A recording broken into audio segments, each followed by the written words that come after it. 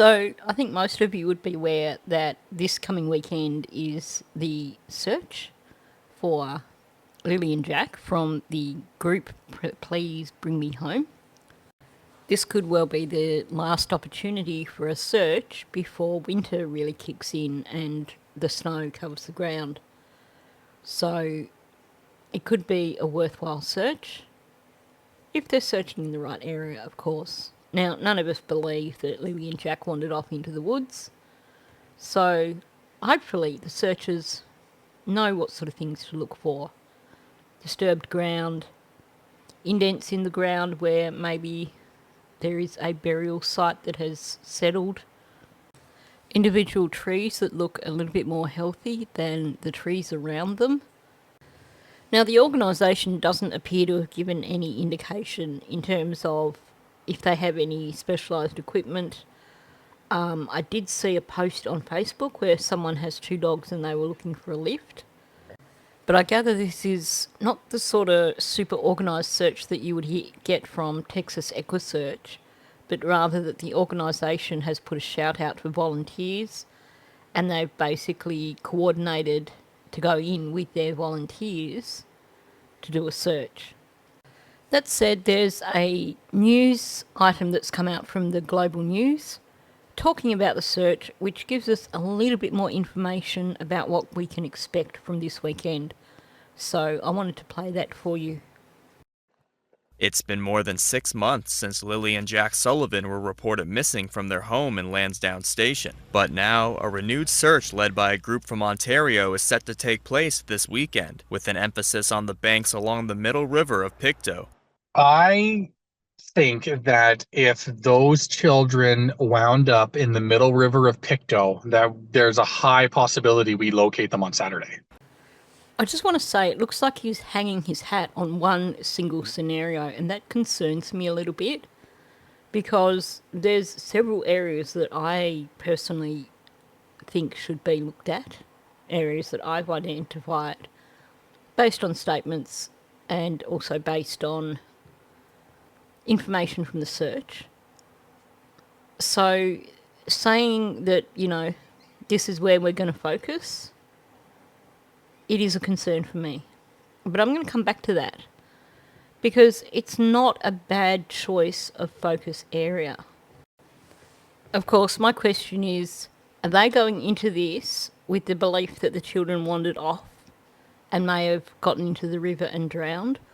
Or are they going into this with the belief that something more nefarious may have occurred and that this is a criminal investigation and that that's what they need to keep in mind when they're searching? Oldreeve says about 40 residents are volunteering with the search, covering a vast area surrounding the river, which he says is right across the road from the children's home. He says water levels have changed in recent months, and that's why certain areas need to be revisited. If they were underwater at the time of the initial searching along that river, they would have surfaced and they would have gone downriver a bit of ways that we're going to cover off. So it's not so much that it's a tactic they haven't used, it's maybe a tactic that they haven't revisited since that initial time. And so that's what we're doing. Okay, I hope he's just leaving out bits of information here. Because in terms of that, maybe they were submersed and then they came up. I hate saying stuff like that. But in terms of that sort of thing, yes, the original search was scaled back after 6 days. So it's always a possibility that if they were underwater that maybe they surfaced after that. But what we need to remember is that they went back on the 17th and the 18th of May. And then they went back again at the end of May. So I hope this is actually based on something other than just a notion that maybe they were underwater and came up afterwards. Because the way he's wording it makes it sound like they believe that the other search teams didn't know what they were doing. And these are the search teams that go and do all the searches in the area. These are I guess you could say professional volunteers. This is what they do. Anyway, there's a good chance also that he's just not sharing information that he has. The siblings were reported missing on May 2nd, prompting lengthy search and rescue operations throughout a densely wooded area surrounding their home. In September, RCMP cadaver dogs completed a 40-kilometer search in the highest probability areas near the home, but nothing was found. The area's counselor says he welcomes this latest search effort. I mean, the RCMP have done everything they can here, and the search and rescue have done a tremendous job, and they just couldn't find them. But if we can get other searchers coming in and, whether they find them or not, I don't know, but at least they're trying. In October, police said they're continuing to go through forensic testing and more than 860 tips, along with more than 8,000 video files. The group's search will go from sunup to sundown on Saturday, with the possibility of carrying into Sunday if necessary. We're going to do the best we can to locate these kids. Mitchell Bailey, Global News, Halifax. Now, we know that Daniel's family have said that searchers aren't allowed to search their properties, only RCMP are allowed to do so. So, if the children are located on a family member's property, the only hope there is if there is a drone that goes in with these searchers. And I know there's going to be people who are going to be negative and, well, this is all a waste of time. It's never a waste of time. Yes, we've heard some incredible lies, some inconsistencies, completely changed stories from all the individuals involved. And it seems like there is zero chance that these children did actually wander off into the woods. But they're still missing. So while they are still missing, searches anywhere in the area are worthwhile.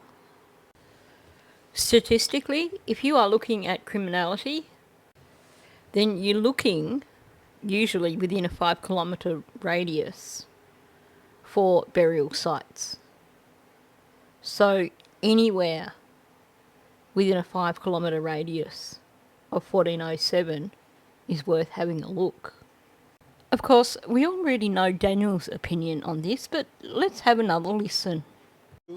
After almost 6 months, Daniel Martell doesn't believe Lily and Jack Sullivan are in the woods near their home in Lansdowne Station. Everything's been searched at this point, so I think everyone's just looking to, what's the alternate, what could happen to the case other than being in the woods. Well, gee, I don't know, Daniel. I think you could probably tell us better than anybody else what could have happened to the children other than wandering off into the woods. Because RCMP have been pretty determined in their conviction that the children were not abducted. Really doesn't leave much, does it? Okay, so let's have a closer look at the area that they're talking about for this weekend's search. And if you watched my video the other day about missed clues, then you're probably quite familiar with this area. Because the dotted line is the river that he's talking about. And that big pin that I put smack bang in the middle there, that's the location of the 2 heat sources that they discovered that they didn't really know what they were. The location where the dogs alerted, where they just dismissed it all. So the good news is they're going to be going back over that exact area this weekend, so that's definitely a positive. As for property boundaries, I've just done a rough sketch over the top of them so you can see, and you can see that the river runs along behind that campground that Daniel seems so fascinated with, the one that he's talked about. And in fact, the location of those heat spots just happens to be just outside, actually, of the boundary of that campground. So I've mismarked that. The boundary for the campground is the other side of the river. But the other thing you have here is you have a few vacant blocks of land. So in terms of an area for a possible burial, it's certainly not an area to be discounted. So it's not the worst area to be searching. If they do have dogs going in, scent dogs, well, then that could be extremely worthwhile. And if they happen to have a drone or two, well, that could be very worthwhile too. Especially because the drones will be able to fly over areas where the ground pounders can't go. In other words, the drones, if there are any drones, they would be able to go over property belonging to family members of Daniel Martel. And of course, yes, they will be able to access areas that a lot of people who are on the ground won't be able to access. And there's the added bonus that whatever areas they fly over, they'll be able to get coverage. They'll be able to get footage of the areas that they cover, which can then be reviewed after the search. So yes, there's nothing to say that these searches are going to have any greater success than the people who've gone before them. But you've got to try. Until Lily and Jack are found and then put to rest, I'm not going to mince words here. I have no doubt whatsoever that they are no longer alive. So until they are found and brought back to the people who care about them, then I can't see why there should be any issues with people going out and searching whenever they can. So I guess what we all need to do is just hope that whatever greater power we believe in personally leads those searches to the right location. That said, my belief is that given how much of a control freak Daniel is, that searchers need to be looking on property that is owned by somebody in his family. As I've mentioned, they won't allow anyone other than the RCMP to search on their property. Which, even if they didn't already look guilty as heck, I can sort of understand, because there is huge issues these days with public liability. But we know that's not the reason they don't want people on their properties.